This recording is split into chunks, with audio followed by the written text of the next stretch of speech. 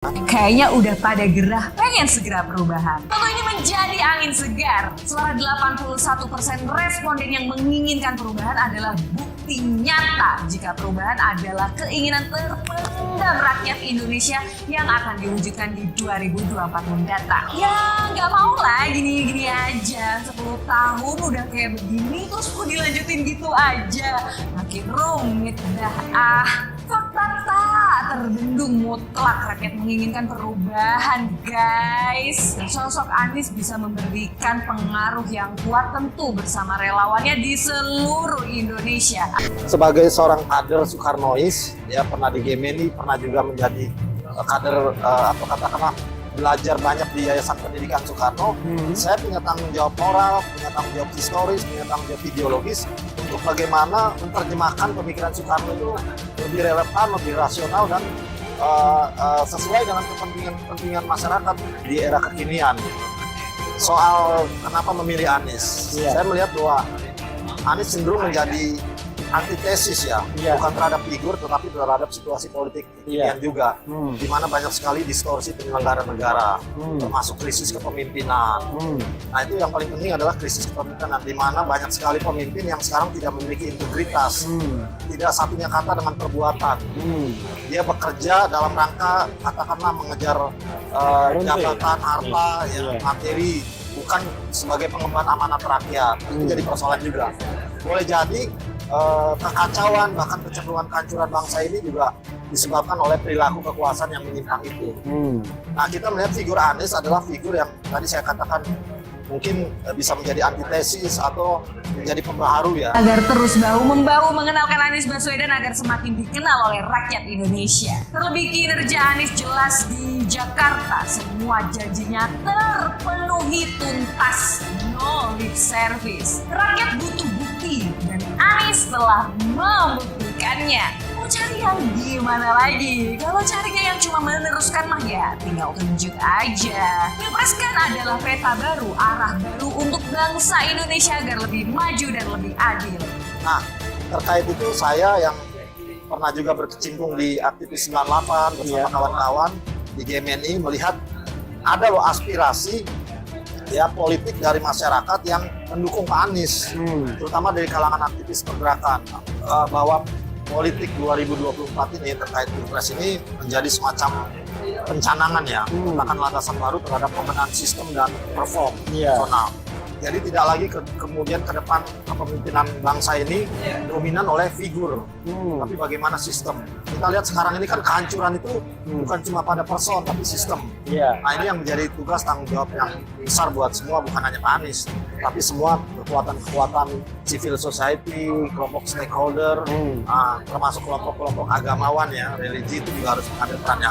Saya yakin kalau sistem dan personel ini dibenahi, tidak ada lagi celah orang untuk melakukan manuver personal gitu atau inisiasi-inisiasi yang dianggap berbahaya bagi kepentingan bangsa dan negara.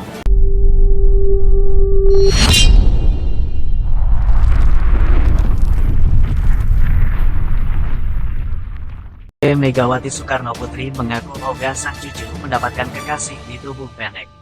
Statementnya ini pun akhirnya menjadi polemik. Megawati juga menyebut, kekasih sang cucu harus bertubuh tinggi agar tidak merusak genetik. Megawati Soekarno Putri menyampaikan hal tersebut saat menjadi pembicara kunci dalam Seminar Nasional Pancasila dalam tindakan Gerakan Semesta Berencana Mencegah Stunting, kekerasan seksual pada anak dan perempuan, kekerasan dalam rumah tangga, serta mengantisipasi bencana. Acara tersebut digelar BKKBN, BPIP, dan BRIN pada Jumat, tanggal 17 Februari tahun 2023. Dalam statementnya, Megawati awalnya membanggakan cucu-cucunya yang bertubuh tinggi dan keren.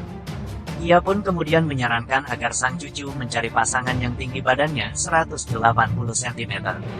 Saat mengatakan hal itu, Megawati juga menggarisbawahi bahwa dirinya memang sosok yang ceplas-ceplos. Pokoknya saya ceplas-ceplos. Loh, iya dong, maunya 180 cm. Saya ngomongin dong ke cucu saya, yang keren dong, ganteng, ucap Megawati. Megawati menuturkan, ia memiliki 5 cucu perempuan. Presiden kelima RI ini pun mengaku ogah apabila sang cucu akan menikah dengan orang jelek. Sekretaris Jenderal PDI Perjuangan Hasto Kristianto memastikan Ketua Umum Megawati Soekarno Putri bakal menolak bertemu Ketua Umum Nasdem yakni Surya Paloh jika hendak membahas soal bakal calon presiden di Pilpres 2024. Hal ini karena Nasdem sudah memutuskan mengusung Anies Baswedan di Pilpres 2024 mendatang. Adapun Hasto juga menyebut dari indikator Capres 2024 yang disampaikan Megawati Soekarno Putri tampaknya berbeda dengan Capres yang akan diusung Nasdem. Salah satu contohnya adalah Capres PDIP adalah kader partai sendiri dan merupakan tokoh yang akan melanjutkan pemerintahan Jokowi. Hasto mengatakan hingga saat ini pihaknya juga masih menunggu kode-kode dari Surya Paloh soal konteks ingin bertemu Megawati. Menurut Hasto, PDIP terbuka jika Surya Paloh ingin bertemu Megawati dalam rangka kepentingan bangsa dan negara. Sementara itu, Direktur Eksekutif Trias Politika Strategis Agung Baskoro menilai bahwa Anies Baswedan memiliki kemungkinan merestui Presiden Joko Widodo untuk maju di Pilpres 2024. Awalnya Agung mengatakan isu reshuffle yang sebelumnya mencuat lalu kini mulai meredup, membuktikan Ketua Umum Partai Nasdem Surya Paloh memiliki pengaruh bagi Jokowi. Menurutnya, hal tersebut tidak terlepas dari Partai Nasdem yang merupakan loyalis sejak Jokowi menjadi gubernur dan presiden 2 periode. Karenanya, Agung memandang bahwa hubungan Surya Paloh dan Presiden Jokowi terus berlanjut untuk menjaga stabilitas pemerintahan maupun setelah tak lagi menjabat agar tak terlalu bergantung ke PDIP. Sehingga kata dia, Anies memiliki kemungkinan direstui Jokowi dengan catatan membawa narasi keberlanjutan. Megawati Soekarno Putri mengaku Oga sang cucu mendapatkan kekasih di tubuh pendek. Statementnya ini pun akhirnya menjadi polemik. Megawati juga menyebut, kekasih sang cucu harus bertubuh tinggi agar tidak merusak genetik.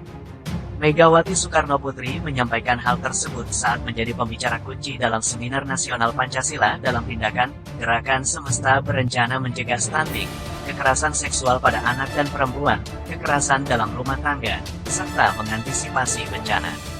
Acara tersebut digelar BKKBN, BPIP, dan BRIN pada Jumat, tanggal 17 Februari tahun 2023. Dalam statementnya, Megawati awalnya membanggakan cucu-cucunya yang bertubuh tinggi dan keren. Ia pun kemudian menyarankan agar sang cucu mencari pasangan yang tinggi badannya 180 cm. Saat mengatakan hal itu, Megawati juga menggarisbawahi bahwa dirinya memang sosok yang ceplas-ceplos. Pokoknya saya ceplas-ceplos. Loh, iya dong, maunya 180 cm. Saya ngomongin dong ke cucu saya, yang keren dong, ganteng, ucap Megawati. Megawati menuturkan, ia memiliki 5 cucu perempuan. Presiden kelima ini pun mengaku ogah apabila sang cucu akan menikah dengan orang jelek.